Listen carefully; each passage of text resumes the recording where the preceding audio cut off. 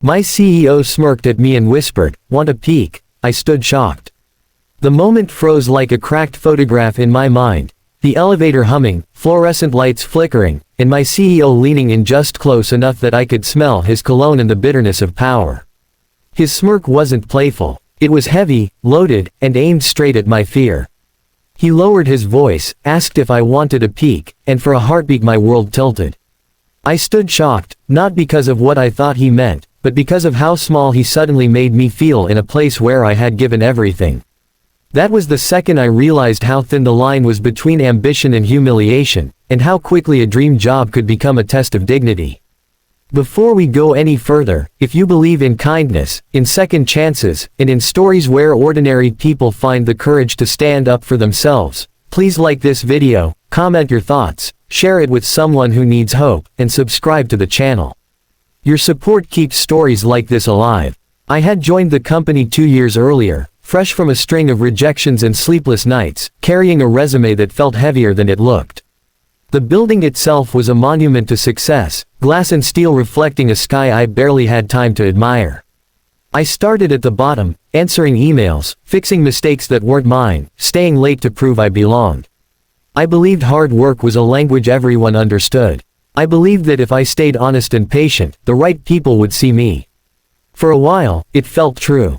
My ideas were noticed. My reports were clean. I became reliable, the kind of employee managers leaned on without thinking twice. The CEO, though, was a presence more than a person. He moved through meetings like a storm you sensed before it arrived. People laughed a second too late at his jokes and nodded a second too fast at his opinions.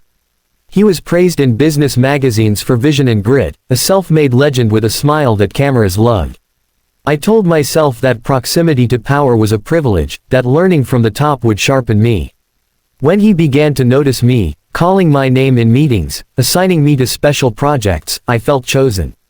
I ignored the uneasy feeling that crept in when his attention lingered too long.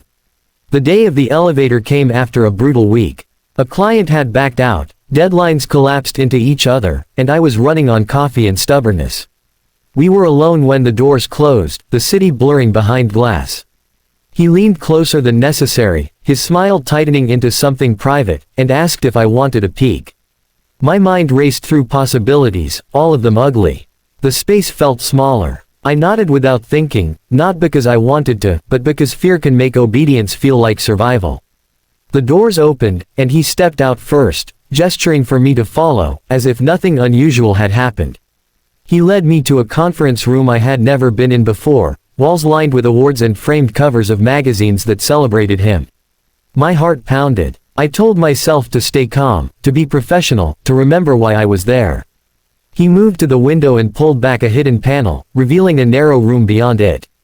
Inside were stacks of files, old and yellowed, arranged with care.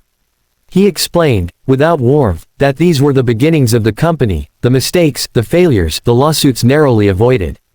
The peak, he said, was at the truth behind the shine. He wanted to see if I could handle it. Relief washed over me, but it was quickly replaced by something heavier. The way he had framed the moment, the deliberate ambiguity, felt like a test designed to unsettle.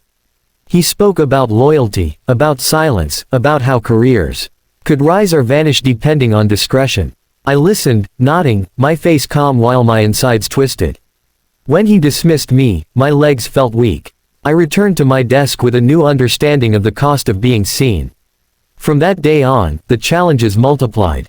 My workload doubled, then tripled. Praise came publicly, pressure came privately.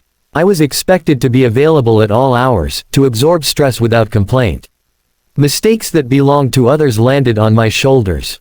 When I asked for clarity, I was told this was how growth worked. I started doubting myself, wondering if resilience meant silence. At night, I replayed the elevator moment, questioning whether I had imagined the threat or invented meaning where there was none. Gaslighting is subtle like that, it teaches you to mistrust your own memory. The turning point didn't arrive with a bang. It came quietly, in the form of a new intern who reminded me of myself. Bright-eyed, hopeful, eager to please. I watched the same patterns circle closer to her, the same tests disguised as opportunities. One afternoon, she asked me if feeling constantly anxious meant she was failing. The question landed like a weight on my chest. In that moment, my fear shifted into resolve. If I stayed silent, I would become complicit in a culture that fed on vulnerability. I began documenting everything: dates and expectations, workloads and after-hours demands. I sought allies carefully, colleagues who had been there longer, who spoke in lowered voices about burnout and compromise. I learned that the files behind the glass weren't the only secrets. The company had a compliance office, a board that prided itself on ethics, donors who cared deeply about image. The system wasn't perfect, but it existed. The idea of stepping forward terrified me. I imagined retaliation, labels, doors closing forever. But courage, I learned, isn't the absence of fear, it's choosing integrity while shaking. When I finally reported my concerns, the process was slow and exhausting. Meetings stretched on, questions repeated themselves, and doubt crept in again. Yet, something unexpected happened. Others came forward, stories aligned, patterns emerged. The peek he had offered me, meant to intimidate, had taught me where the cracks were. The board commissioned an external review.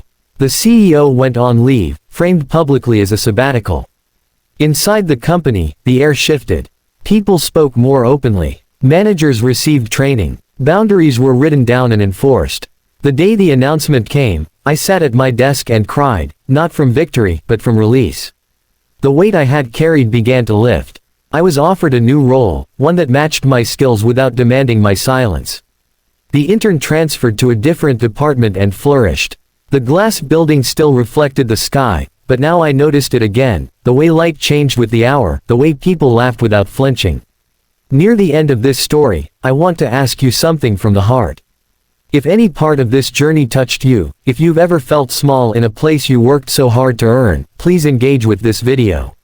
Like it, share it, and let the algorithm carry this message to someone who needs it. And just before we close, I have a special request. Please comment below with a single word that represents what you believe dignity at work should feel like. Your words matter more than you know. I stayed at the company for another year, long enough to help build systems that protected people better than promises ever could. Eventually, I left, not because I was chased away, but because growth sometimes means choosing a new horizon. On my last day, I took one more ride in the elevator. It hummed the same way, lights flickering faintly, but I felt different. I stood taller. I knew my worth was not granted by a smirk or a test, but earned by standing up when it mattered. The peak I had been offered had changed me, not by exposing secrets, but by revealing my own strength.